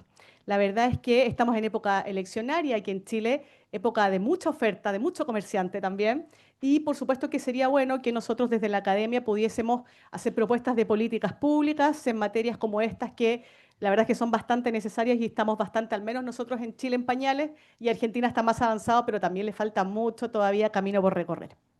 En conclusión, quería plantearles que tenemos, en virtud de lo conversado, ante nuestros ojos, si bien es cierto, un problema, lo que tiene que ver con la protección de la infancia, y además lo que tiene que ver con esta necesidad de modernizar la enseñanza del derecho a través de este aprendizaje experiencial, ¿cierto? Tenemos más que un problema, una oportunidad. Y en ese sentido, esta concreción de cambio de paradigma de infancia puede generarnos la motivación de que nosotros como docentes incorporemos, ¿cierto?, estas especialidades que se requieren desde el aprendizaje práctico, desde el aprendizaje de clínicas jurídicas o de prácticas profesionales. Y aquí hay un punto de encuentro, el conflicto finalmente se encuentra, tanto nuestros estudiantes, ¿cierto?, de universidades, como los niños, niñas y adolescentes tienen un punto de encuentro en una necesidad que nosotros, quienes estamos aquí en este espacio, podemos ayudar a resolver. Tanto los estudiantes en sus procesos formativos como los niños, niñas y adolescentes en los conflictos de relevancia jurídica que respectan a la esfera de sus intereses, a veces no logran conseguir algo que es súper importante, ser protagonistas de su propia historia. Muchas gracias. Muchísimas gracias, Francisca, por presentarnos hoy una serie de propuestas muy interesantes para la integración jurídica. Destaco la creación del observatorio. Y para cerrar esta mesa, vamos a escuchar a Florencio Pardo Montenegro de Chile, quien va a hablar sobre la teoría neoliberal del análisis económico del crimen y su influjo en Latinoamérica. Muchas gracias. Muchas gracias, Flor. Muy honrado, como decía anteriormente, por poder asistir a estos encuentros año a año y muy orgulloso, ¿no?, de que cada año nos puedan escuchar de todo el continente y que además podamos recibir también aportar importantes aportes en reflexión, sobre todo crítica sobre el derecho. Em, Espero que este tiempo no cuente, me voy a tomar un minutito, Flor, porque Ricardo al inicio señaló que efectivamente estaba discrepando respecto a la calificación, ¿no?, que se hace del liberalismo como neoliberalismo. Y esto lo hizo ver en un librito que publiqué el 2023 y que me honró, ¿no?, y que me voy a enorgullecer siempre por su prólogo. Y en ese prólogo, efectivamente, Ricardo, no obstante, me corrige Ricardo, que no estaba en contra de la descripción y de las calificaciones que se daban a este modelo del capitalismo actual, pero sí estaba, ¿no es cierto?, en contra de las denominaciones. Así es, Ricardo, ¿cierto? Por tanto, sigo estando. Y sigue estando. Así que eso lo aclaro. No obstante que además lo que traigo hoy día, ahora sí que corra el tiempo, Flor, por favor, la teoría neoliberal del análisis económico del crimen y su influjo en Latinoamérica, ¿no? La calificación también es mía, esto es el análisis económico del crimen, pero yo la denomino como la teoría neoliberal del análisis económico. Decir que esta teoría del análisis económico del crimen es atribuida principalmente, como todos sabemos, a Gary Becker y a Isaac Ehrlich, ¿no? Ambos economistas y asociados a la Escuela de Economía de la Universidad de Chicago, principal tanque de pensamiento, think tank, ¿no? Y de elaboración y de difusión de las ideas neoliberales. Ambos compartían la creencia en la racionalidad individual, la eficiencia del mercado y la importancia de los incentivos en la conducta humana. Estos autores, ambos de Chicago, como ya decía, desarrollaron tesis que aplican principios económicos al análisis del comportamiento criminal, basados principalmente en la idea de que los individuos toman decisiones racionales al cometer delitos, calculando y asumiendo sus costos y beneficios.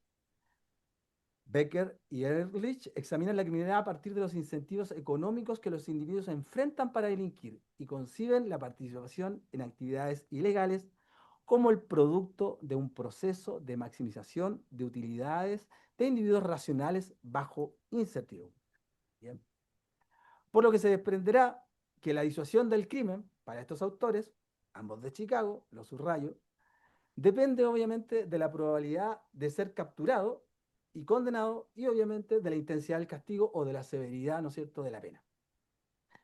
Se espera que estas variables, ¿no?, la posibilidad de captura o la probabilidad de captura y la severidad del castigo, el quantum del castigo, ¿no?, puedan, ¿no es cierto?, de una u otra forma tener un efecto negativo en el incentivo a cometer crímenes, puesto que reducirían la utilidad esperada que los delincuentes potenciales pueden obtener de sus actividades ilícitas. Esta teoría del análisis económico del crimen, o este enfoque económico, ¿no?, que entrega Becker y Ehrlich, obviamente tendrá un efecto sobre lo que es el castigo, que ya podemos presumir que lo aumenta, ¿no?, pero también sobre el delincuente, que ya, como pueden ver, será considerado un hombre racional, que decide libremente, y sobre la pena, ¿sí?, y sus roles o sus fines. Y asimismo, sobre la víctima. Y ya veremos cómo influye este análisis económico en estos 4 elementos. Ya al menos adelanté que con respecto al castigo, obviamente lo intensifica.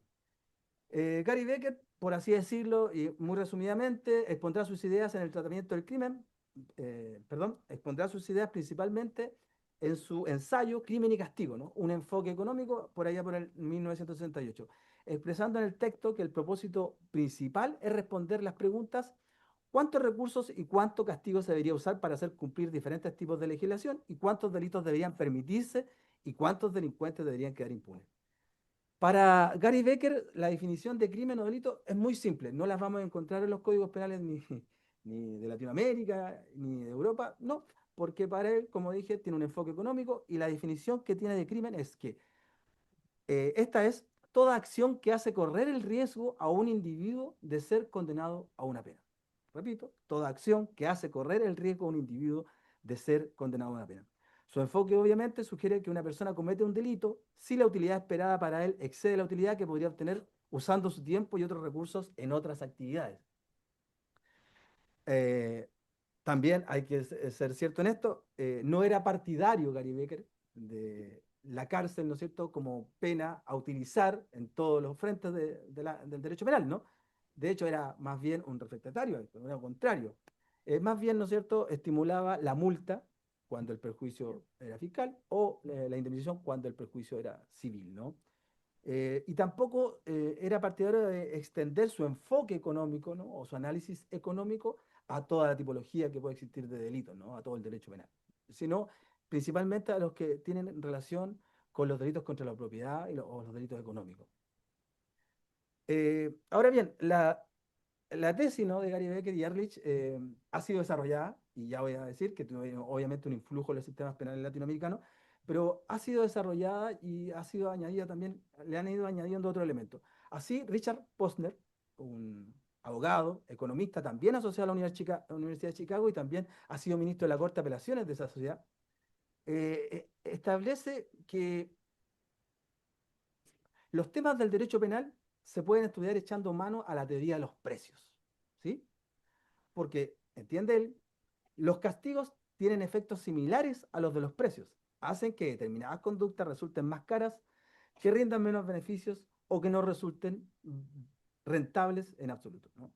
Porque, siguiendo las tesis de Richard Posner, podríamos decir que el derecho penal entonces sirve para evitar los delitos, porque los hace costosos. Si sigue habiendo delitos, entonces es porque no hay suficiente castigo. El precio es muy bajo, de modo que hay que aumentar las penas, es decir, alzar el precio del delito. Ahora bien, a este análisis económico del crimen, la perspectiva neoliberal, como le califico yo, ¿no? Y otros, no soy, no menos Ricardo, obviamente, tiene críticas, y tiene críticas, obviamente, de un grande, Michel Foucault, ¿sí? Se encargó en el nacimiento de la vida política, ¿no? Por allá por el 68, en el curso de la École de París, de establecer críticas a este análisis y a este enfoque económico, ¿no es cierto?, de los liberales de la Escuela de Chicago. Y él plantea que el análisis de la criminalidad de los neoliberales será un análisis puramente económico a un homo economicus, a un hombre económico, ¿no? Este ser racional que se mueve por decisiones en cuanto a costo y beneficio, ¿no? Y ver cómo puede analizarse el crimen y acaso la criminalidad a partir de ahí. Su política penal, dice Michel Foucault, tiene como principio regulador una mera intervención en el mercado del crimen y con respecto específico a la oferta del crimen. Es una intervención que limitará esa oferta y solo lo hará mediante una demanda negativa cuyo costo, desde luego, jamás deberá superar el costo de la criminalidad cuya oferta se procure reducir. Obviamente, debiendo renunciar al objetivo del sistema penal de eliminar o anular en forma exhaustiva la criminalidad si es que en algún momento tuvo ese objetivo, si en algún momento, ¿no? Por lo que el objetivo del sistema penal deja de ser la persecución exhaustiva al delito para configurarse como una intervención en el mercado del crimen que trata de limitar la oferta de delitos, ¿no?, mediante una demanda negativa, con castigo. Para Foucault, la teoría del capital humano se aplicará como grilla de inteligibilidad o marco teórico de todas las prácticas y relaciones sociales, en tanto que problematiza cualquier acción como una inversión de capital ligada a la búsqueda de un beneficio del individuo. Por lo que frente al discurso criminológico de antaño decimonónico, que buscaba descubrir por detrás del crimen al criminal y planteaba la necesidad de calibrar la pena en función de la peligrosidad, la grilla forjada por la teoría del capital humano acarrea una borradura antropológica del criminal, al problematizar el crimen como una situación de mercado. La fuerza de esta teoría, es decir, del análisis económico del crimen, plantea Foucault, estriba no en su capacidad explicativa, sino en los efectos de poder, entre comillas, que permite articular, ya que la economía política coloca en marcha una tecnología de gobierno que justamente ejerce poder, gobierna las conductas en la medida que el ser humano es un hombre económico. algunas consecuencias de la teoría del análisis económico, ¿no? En base a Foucault y a otros, o desde el pensamiento Foucaultiano, podríamos decir, ¿no? Porque incluye a Foucault, a Pato Malley y a otros, ¿no? Sobre la pena. La pena, bajo esta óptica neoliberal, entonces también resultará alcanzada, puesto que el preso o el encarcelado se situará como empresario de sí mismo o de su propio castigo, ¿no? Un preso empresa, símil, hombre empresa, un preso empresa, que al igual que el trabajador en la teoría del capital humano, si quiere incorporar valor a sí mismo, será bajo su responsabilidad. En idéntico modo que para cubrir sus riesgos de salud, riesgos de vejez o muerte, ¿sí? Se lo banca él. Por lo que es el propio preso quien deberá encargarse de su rehabilitación asumiendo su costo, desprendiéndose el Estado de la sanción welfarista o resocializadora, ¿no? Y desplazando la decisión por la reforma, si lo quiere, al propio condenado. Por ahí entonces podríamos entender por qué se disminuye tanto el presupuesto cuando hay para resocialización en las cárceles. Bueno, también se alcanza una de las consecuencias de este análisis económico del crimen en el sistema penal, que también la víctima es alcanzada, ¿no? Y ahora la víctima será entendida también como homo económico, ¿no? Homo económicos, hombre económico, como un actor también de elecciones racionales, responsable y libre. Por lo que la prevención del delito devendrá ahora de su responsabilidad, como también sus costos. Es decir, si quiere seguridad, deberá comprarla, coadyuvando obviamente al andamiaje de toda una industria de seguridad privada. Dicho eso, dichas las críticas, ¿no? Y los efectos que podría tener, ¿cómo esto lo enlazamos, ¿no? Con Latinoamérica? Porque se habló de pluralismo, se habló de integración, bueno, y yo creo que acá hay subordinación, pero como en todo lado, o en todo lugar, o en todo no lugar podría ser, como mencionan desde la posmodernidad, pero Foucault anunciaba, si hay sumisión, también hay resistencia, ¿cierto? Bueno, hay influjo y veremos también que por ahí se abren posibilidades de resistencia. El influjo de la teoría neoliberal en la TAM, obviamente, se produce principalmente mediante el consenso de Washington, ¿no? Es a partir de ahí que Latinoamérica empieza a ser de una otra forma un recipiente de las economías neoliberales, principalmente provenientes de Estados Unidos. Es así que se convirtió en una especie de ideologización, ¿no? Este consenso, y las políticas económicas dejaron de ser simples propuestas y pasaron a ser un instrumento de control político y económico para los países interesados en insertarse y conseguir el sello de aprobación de las economías altamente desarrolladas y de los organismos financieros internacionales, especialmente el Fondo Monetario Internacional, el Banco Mundial y la Organización Mundial de Comercio, los que desempeñaron un papel importante en la promoción de implementación del neoliberalismo junto a sus principales instituciones, ¿no? Fue importante porque dentro de estas medidas, obviamente, además de abrir mercados, reducir la intervención del Estado en la economía, liberar las fronteras con los aranceles aduaneros económicos, eh, la legislación o la reforma legal de protección contra la propiedad o la reforma legal de protección de la propiedad, podríamos decir, obviamente era uno de los puntos más importantes y podemos ver que las reformas legales que tuvieron lugar en Latinoamérica post consenso de Washington, como la reforma procesal penal, podemos todos coincidir en este, que fue el unísono, ¿no? A partir de los 90 se empieza a desarrollar la reforma procesal penal, asimismo la reforma a la legislación penal juvenil. Se desarrollan al unísono y todas están fuertemente influenciadas por, obviamente, los organismos internacionales, pero también por agencias o o tanques de pensamiento como la USAID. Es así que Riego y Duche dicen, y leo, plantean que el proceso común de reforma procesal penal que emprendieron los países en América Latina a partir de fines de los 90 estuvo marcado por la injerencia de Estados Unidos a través de la USAID, país interesado ya de los fines de los 80 en la elaboración de una nueva justicia criminal para Latinoamérica. Mauricio Duche señala que cualquiera sea el modelo de intervención seguido por la USAID en distintos países de la región, parece posible decir que su participación ha sido decisiva en los procesos de reforma procesal penal. A 1999, la USAID ya había gastado 300 millones de dólares para proyectos en la TAM, ¿no? En el sector de justicia y de reformas a la policía, ¿no? Estimado Florencio, tenemos 5 minutos, por favor. Perfecto. Chile, Colombia y Perú, dentro de los que se pueden analizar en la TAM, esto obviamente pueden ser también otros ejemplos, ¿no? Pero los que yo he seguido, tienen lugar las reformas procesales penales en un mismo lustro, ¿no? Por ejemplo, la reforma procesal penal en Chile concluye definitivamente el 2005, en Colombia el 2005 y en Perú se comienza a aplicar, ¿no es cierto?, la reforma procesal penal a partir del 2006. Periodos en que se ha mantenido una símil y sostenida tendencia a la alza de las cifras de encarcelación en dichos países, ¿no? Chile entre 1990 y 2012 se convirtió en el principal encarcelador de la región, ¿sí? Manteniendo 312 presos por cada 100.000 habitantes. Solamente fue superado en América por Estados Unidos. Entre 1990 y 2012 entonces se transformó en el principal encarcelador. Un periodo justamente que coincide con la consolidación del neoliberalismo en Chile, ¿no?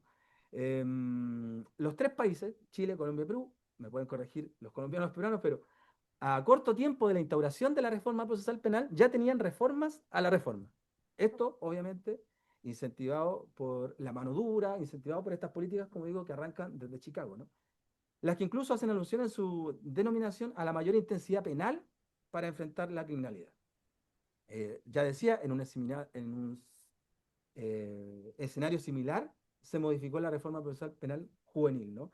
Más allá del ánimos inicial de instalar y de sustituir el sistema tutelar, ¿no?